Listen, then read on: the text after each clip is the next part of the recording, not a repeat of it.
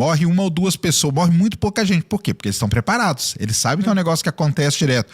E terremoto tem um sistema muito interessante hoje que roda no Android, que é muito legal. Porque o Android, ele, como tem muito celular Android, o acelerômetro do celular, ele consegue fazer uma previsãozinha minutos antes, tipo 1 minuto, 2 minutos antes de um grande tremor. E isso tem salvo muita gente, mas muita gente no mundo mesmo. Mas apita? Tipo assim... Ele dá um alerta de tremor. Caramba. E aí a pessoa, por exemplo, na Colômbia, que tem muito terremoto, acontece isso. No Japão acontece isso. Na Califórnia, o Android ele mostra um alerta de sismo.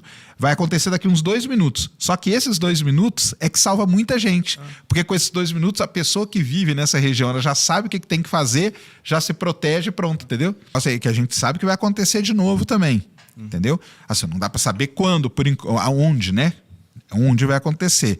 Mas o problema é que esses eventos... Aí, muita gente tem falado, né? Assim, mas explica aí, em 1941 aconteceu isso. Já tinha aquecimento, só que aí tem um negócio muito importante a gente falar até de 1941. Em 1941 teve uma grande enchente naquela mesma região do mesmo jeito. Só que olha a diferença. Em 1941 foram necessários 20 dias de chuva. Agora foram 3 dias de chuva.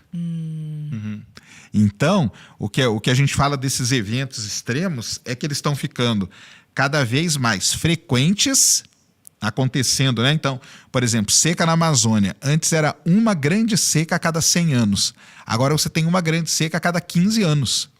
Então, isso é terrível para o planeta, entendeu?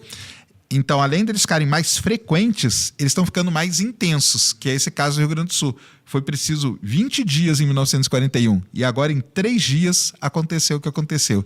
Então, essa que é o grande problema de tudo isso. Assim, o lance o Sol, né? Falando das auroras aí, o Sol ele tem um ciclo de 11 anos, que a gente chama.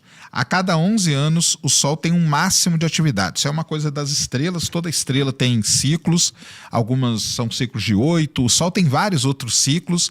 Mas o ciclo que importa para a gente é esse de 11 anos. A cada 11 anos, aumenta a atividade no Sol. Aumenta o número de manchas solares, que a gente chama.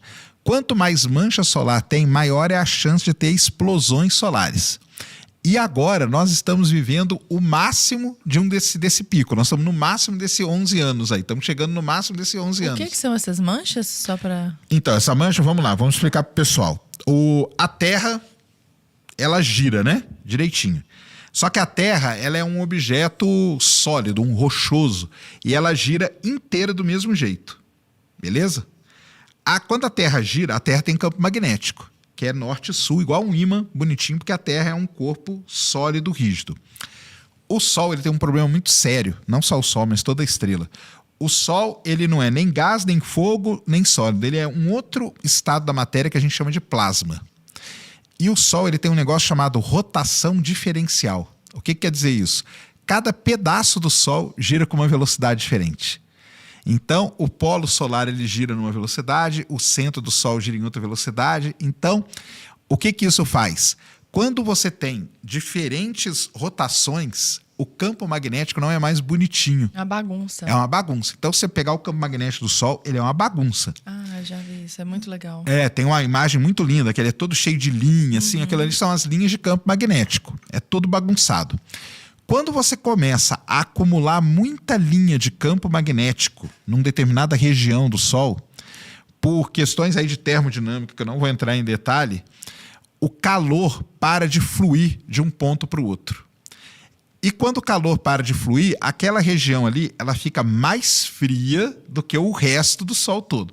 Não é que é uma região fria, não. Ela continua quente, só que ela é mais fria do que o resto. E quando ela é mais fria que o resto, imaginem a seguinte situação. Você tem uma frigideira na sua casa com óleo pegando fogo ali. E você vai pegar uma água e vai jogar em cima da frigideira. O que vai acontecer? Vai estourar. É isso que acontece no Sol. Quando você tem essas manchas, que é uma região onde para de propagar o calor e ela fica mais fria, é como se você jogasse uma água fria num negócio que está muito quente. Então aquilo lá explode, que são essas explosões que a gente está vendo. E aí, dependendo do tamanho da mancha e tudo, a explosão pode ser muito grande. Essas últimas que a gente viu foi uma região muito anômala, foram muitas explosões, uma em sequência da outra.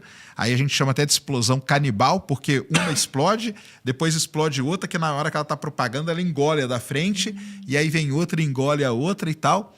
E isso vem se propagando pelo sistema solar. Quando isso chega na Terra, vem essa é como se fosse uma nuvem de partículas. A gente não vê, né? Mas são partículas carregadas lá, elétrons e tudo mais. Quando isso chega na Terra, a Terra tem o campo magnético dela, que protege a gente. Essas partículas são guiadas pelo campo magnético, e o campo magnético da Terra, lembra que eu falei? Ele é norte-sul bonitinho. Então elas são guiadas tanto para a região norte como para a região sul do planeta. E aí, quando chega naquele ponto, acontece um efeito da química e da física, que eu não vou entrar em detalhe, que é o elétron salta de camada, que a gente chama. Porque começa a ter uma interação dessas partículas aqui com a partícula da Terra.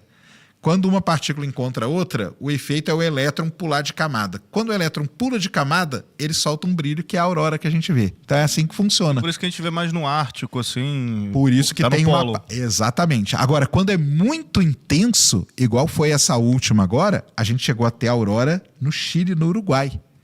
Alguns estão dizendo que pode ter tido aurora no Brasil, que é algo muito raro de acontecer lá no extremo sul do Brasil. Pode ter tido aurora. A gente não sabe ainda.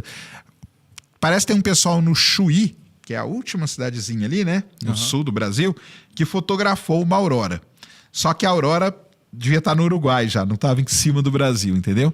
Mas mesmo assim é um negócio muito intenso, porque a aurora que ela fica concentrada no polo, ela chegou até latitudes muito altas, né? Que a gente diz, né? Muito Qual é a baixas. diferença da austral para boreal, assim? Não, é a mesma coisa, só cara. É só a que região. boreal é norte e austral é sul. Sim. Agora, por que que... Ah, mas tem muito mais boreal. Não é que tem muito mais boreal, é porque no Círculo Polar Ártico mora muito mais gente do que aqui no sul. Sim. Então lá você tem Finlândia, Noruega, galera vê Islândia, mais. Suécia. Aqui você não tem ninguém mora na Antártica, né? Tem uma meia dúzia de pesquisador lá. E aí quando ela chega ali na Austrália, que o pessoal consegue fotografar, mas mora muito menos gente. Falei, ela tem o campo magnético dela, que é bipolar, né? De polo, que a gente chama, norte e sul. Só que esse campo magnético, esse polo magnético, ele não fica parado na Terra, ele sofre uma deriva. Ele está mudando mesmo, realmente ele está. A gente tem, pelas rochas que a gente pega no Oceano Atlântico, no meio do Oceano Atlântico, a gente pega testemunho, que é rocha. E na rocha, quando a rocha cristaliza, está vindo magma lá do interior da Terra. Quando ele chega na superfície, ele vai congelar, que ele esfria, né, rapidamente, quando ele cristaliza, ele assume a orientação do campo magnético naquele momento. Então ele indica para a gente aonde que está o norte magnético, onde está o sul magnético.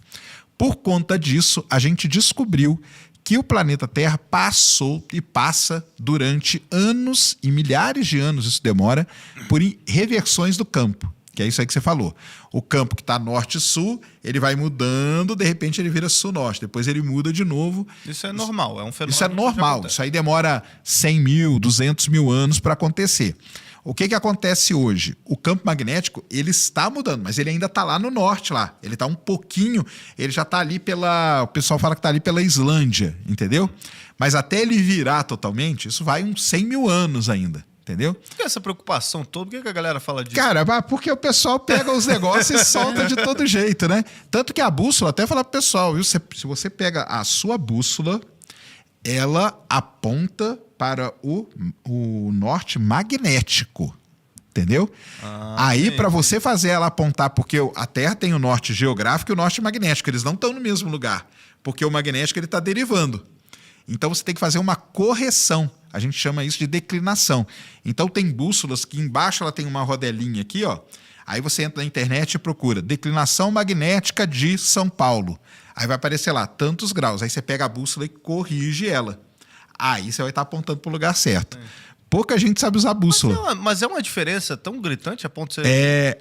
Acho que aqui em São Paulo está na casa dos 24, 25 graus. Nossa, é uma ou seja, diferença. uma diferença imensa. Se você se guiar pela bússola... Você não sai da floresta. Você não sai. Se você estiver errada, a bússola... É porque o GPS ele já tem essa correção programada. Então, no GPS que a gente tem, no celular e tudo, essa correção já está programada. Então, ele sabe onde você está e ele já aplica automaticamente a correção de declinação. Aí eu estou falando você pegar uma bússola, a bússola mesmo, e ir para o meio do mato ali. A clássica ali. A clássica, você tem que corrigir a declinação. Então, assim, o campo magnético vai reverter? Vai. Só que vai demorar uns 80 mil anos. Qual que é o problema disso? Basicamente nenhum. Gostou do vídeo? Então não se esqueça de deixar um like e se inscrever no canal para não perder nenhuma novidade. Deixe seu comentário abaixo sobre o que gostaria de ver por aqui. Até o próximo!